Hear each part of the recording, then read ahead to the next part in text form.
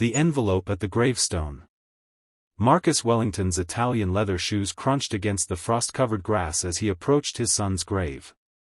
5 years had passed since leukemia had stolen 18-year-old Daniel from the world, yet the pain still felt fresh enough to draw blood. The November wind bit at his face, but Marcus barely noticed. This cemetery had become his confessional, the only place where the billionaire CEO could shed the armor he wore everywhere else. What he didn't expect was to find someone already there. A young girl, no more than 7 years old, sat cross-legged before Daniel's headstone. Her shoulders shook with silent sobs, her small hands clutching something against her chest. She wore a thin jacket that had seen better days, and her shoes, worn sneakers with a hole near the toe, were completely inadequate for the cold Massachusetts morning. "Excuse me," Marcus said gently, his voice catching. "Are you all right?" The girl's head snapped up, revealing tear-stained cheeks and eyes wide with fear. For a moment, Marcus thought she might run. Instead, she scrambled to her feet, nearly dropping the item she'd been holding, a handmade card decorated with crayon drawings of stars and angels. "I'm sorry," she whispered, her voice barely audible. "I didn't mean to bother anyone. I just wanted to bring this to Daniel."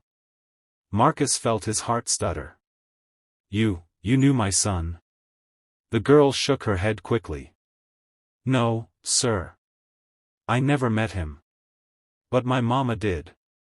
She talks about him all the time." Fresh tears spilled down her cheeks. "She says he was an angel. She says he saved her life." Marcus knelt down slowly, his expensive suit touching the damp ground. "What's your name, sweetheart?" "Elena," she replied, clutching the card tighter. "Elena Martinez. My mama is Carmen. She used to work in your house." The memory hit Marcus like a physical blow. Carmen, quiet, efficient Carmen who had been part of their household staff for years. She disappeared suddenly 3 years ago, leaving only a brief note thanking them for everything and saying she had to care for family matters. They'd sent her final paycheck to her last known address, but it had been returned unclaimed. "Your mother was one of the best people who ever worked for us," Marcus said softly. Is she okay?" Elena's small face crumpled. "She's sick. Really sick. The doctors say she needs an operation, but we don't have insurance anymore, and it costs so much money." Her words came out in a rush, as if she'd been holding them in for too long. "Mama says not to worry, that God will provide, but I hear her crying at night. And I remember she used to tell me about Daniel, about how kind he was, and I thought maybe if I came here and prayed, maybe he could help us from heaven." Marcus felt something crack open inside his chest. Daniel had been kind, impossibly kind for a teenager. Even during his treatments, he'd insisted on volunteering at shelters and donating his allowance to families in need. He'd once spent an entire afternoon teaching Carmen's daughter, how to read when Carmen had brought her to work during a school closure. Marcus had forgotten that day. But clearly, Carmen and Elena hadn't. "How did you get here?" Marcus asked, noticing the cemetery was nearly 15 miles from the nearest bus stop. "I walked," Elena said simply. "I left before Mama woke up. She doesn't know I'm here. She'd be so upset if she knew I took the bus money." Her eyes widened in panic. "Please don't tell her. She worries so much already." Marcus made a decision in that moment, one that would have seemed reckless to the calculating businessman his board members knew, but felt absolutely right to the father grieving his son. "Elena, I need you to trust me. Can you do that?" When she nodded hesitantly, he continued, "I want you to take me to your mother right now. And I want you to give me that card you made for Daniel." Elena handed over the card with trembling fingers. Marcus opened it, and his vision blurred as he read the crayon-written words, "Dear Daniel, thank you for being nice to my mama. She says you made her feel like she mattered. I hope heaven is beautiful. Can you please ask God to help her get better? I promise I'll be really good."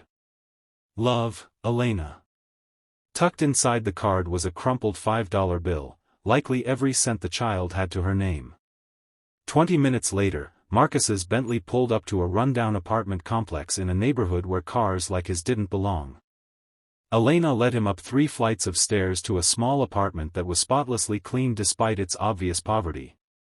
Carmen was resting on a worn couch, and when she saw Marcus standing in her doorway, she tried to stand up, her face pale with shock and embarrassment. "Mr. Wellington, I'm so sorry, Elena shouldn't have bothered you." "Carmen, please sit," Marcus said firmly. "Your daughter didn't bother me. She reminded me of something I'd forgotten." Over the next hour, the story came out. Carmen had left their employment when her daughter's father abandoned them and her health insurance lapsed. She'd been diagnosed with a severe heart condition that required surgery that cost more than she could make in 5 years. She'd been rationing her medications, working 2 jobs despite her declining health, all while trying to shield Elena from the reality of their situation. "Why didn't you come to us?" Marcus asked, his voice thick with emotion. "Why didn't you ask for help?" Carmen looked down at her hands. "Because Daniel taught me something, Mr. Wellington. He used to say that dignity wasn't about accepting charity, it was about knowing your own worth. You and your family treated me with such dignity when I worked for you. I couldn't bear to come back just to ask for money. I wanted to figure it out on my own. And Daniel also taught me something," Marcus said quietly. "He taught me that we're all connected. That helping each other isn't charity, it's family." He pulled out his phone. "I'm calling my personal physician right now. You're getting that surgery, Carmen. And Elena's college fund starts today." Carmen burst into tears. "I can't accept." "You can, and you will," Marcus said gently but firmly. "Not because you need it, but because my son would have done the same thing. Actually, he did do the same thing. Do you remember what happened 5 years ago, right before Daniel got sick?" Carmen's eyes widened. "The donation. An anonymous donation paid for my aunt's cancer treatment. We never found out who." "It was Daniel," Marcus said, his own tears flowing freely now. "He used his entire college fund. He made me promise never to tell you. He said some gifts are meant to stay anonymous." Elena climbed onto her mother's lap, and both of them cried together while Marcus stood there, feeling his son's presence more powerfully than he had in years. 6 months later, Carmen stood in Marcus Wellington's home again, but this time as a guest, not an employee. She was fully recovered from her successful surgery, and Elena twirled in her new dress, excitedly telling everyone about her new school. Marcus had done more than pay for medical bills. He'd set up a foundation in Daniel's name, dedicated to helping families of former employees facing medical crises. Carmen now ran the foundation, using her experience to identify and assist people who were too proud or too scared to ask for help. On the wall of the foundation's office hung Elena's crayon card, professionally framed. Below it was a quote from Daniel's journal, discovered after his death: "Real wealth isn't measured by what we keep, but by what we give away. And the richest people are those who see the humanity in everyone they meet." That morning at the cemetery, Marcus had gone seeking his son and found him, not in the cold marble stone, but in the warm tears of a little girl who understood that love and kindness never truly die. They just wait for the right moment to bloom again in the hearts of those brave enough to believe. And every year on the anniversary of that November morning, Marcus and Elena visit Daniel's grave together, bringing fresh flowers and new stories of lives changed by the simple decision to see each other's humanity, a legacy more valuable than any fortune, and more enduring than any name on a building.